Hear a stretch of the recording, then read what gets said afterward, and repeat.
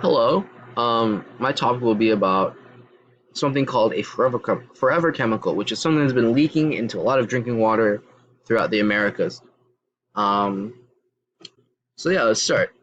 So summary: a PFAS or a perfluoroalkyl substance is a chemical that remains persistent in the environment and the body once it has entered the system. So once it's in, it's pretty much impossible to get it out. The only way to really get it out is just to remove whatever it's contaminating. So if it's in your body, like, sorry, you can't just chop off, your immunity system or whatever. Same thing with water. Once it's in the water, you have to like basically drain out the entire thing, and remove it, or just stop using that water source. Essentially, it costs a lot of money to remove, and it's a very difficult process. So the issue is that PFAS is actually a very common chemical used in a lot of things, like in nonstick pans, and in particularly this fire foam that the military uses in training on their bases on American soil. So PFAS has leaked into drinking water of many American communities near military bases, and it comes from that military foam that they use, and it's pretty widespread actually. So, this issue has become so prevalent that the House and Senate are preparing a conference for the National Defense Authorization Act and will discuss how the government will respond to PFAS affected communities. The Department of Defense has identified 425 bases that have contaminated public water used for drinking. So that's a lot of places and a lot of people drinking toxic water. However, 24 of these sites contain PFAS above EPA standards, which is 700 parts per trillion. So even though that all the water sources are contaminated, these 24 have it at a level where it's like instantly like you have something bad going on. It's essentially equivalent to radiation.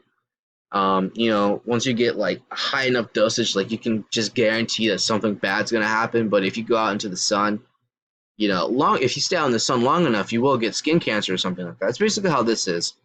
Um, and essentially, for the places afflicted, um, the only sort of relief that was given to them is that they are offered bottled water, which to me seems kind of lazy and not really equivalent to the extent of how dangerous this is. Um, but then again, they are about to have a whole conference about it. So maybe they just are waiting until they know what needs to be done. I'll give them that benefit of the doubt. But um, it will be discussed how the DoD, which is going to be the one fixing this up, how they will solve this issue for all those afflicted. And it's estimated to cost a lot of money.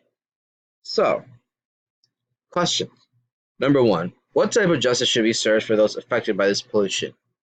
I guess what I'm trying to ask is, what is the extent? Should it just be replace the water? But maybe in cases where someone actually gets sick or develops cancer because of the water, should they pay for their medical bills considering it was their fault? Should they just settle with a settlement, give them a certain amount of money? What do you think? The second question is, who is responsible for this issue? Is it specifically the military bases who used it? Is it the military in general for, approving this type of training with this particular foam?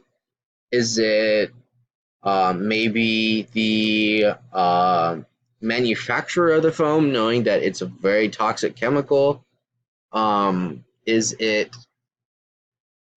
maybe maybe people who um, judge the toxicity of the approval of such toxic use of toxically used chemicals? Like, who do you think is responsible for this? And the third and final question is, the initial estimate for repair was 2 billion. In the article, it was mentioned that more recent estimates dwarf the initial estimate. What cost would be too much for this type of cleanup? And what I'm talking about is, like, how much do you think realistically that the government will try to to pay, and they'll try to pay as little as possible. And do you think that this money is basically just this amount for what's happened? And take other water catastrophes such as Flint, Michigan, for example. What was done for them? Not really much, and they're still being affected to this day, and a lot of children still have lead poisoning, and nothing's really being done about it.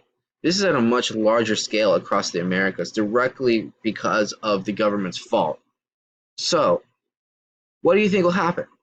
Um, I'm not too optimistic about it. Anyways, thanks for listening. Here's my resource. Have a good day.